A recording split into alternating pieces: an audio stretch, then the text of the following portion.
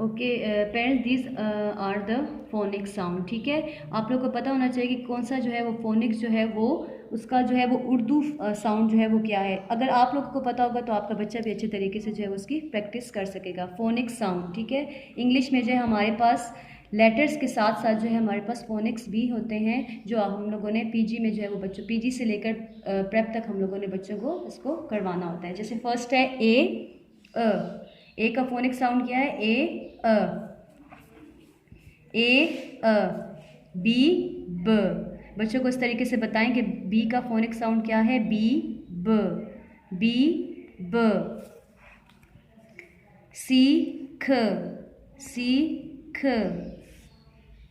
बार बार बच्चों को बताएं ताकि बच्चे की जो है वो अच्छे तरीके से प्रैक्टिस हो जाए। ठीक है, जो लेटर आप बच्चे से करवा रहे हैं उसका जो है वो फोनिक्स जो है वो लाजमी बच्चों को बताएं ताकि उनको अच्छे तरीके से उसकी प्रैक्टिस हो जाए। सी ख, डी ड,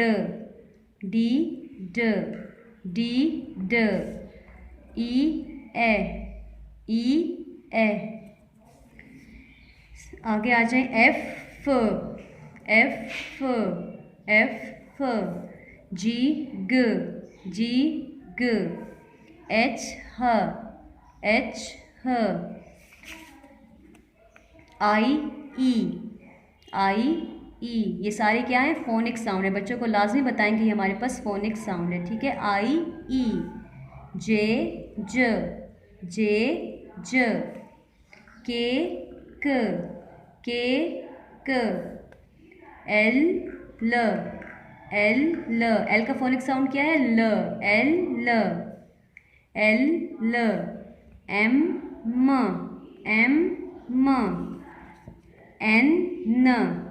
एन। ओ का फोनिक साउंड क्या है? ओ का सेम ही रहेगा। ओ। पीप। क्यू का फोनिक साउंड थोड़ा सा टफ है, बच्चों को बार बार रिपीट करवाएं ताकि बच्चों को अच्छे तरीके से आ जाए। Q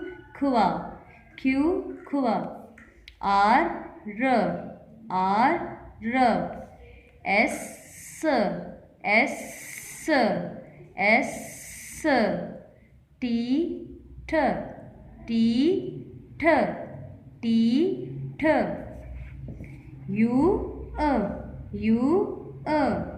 U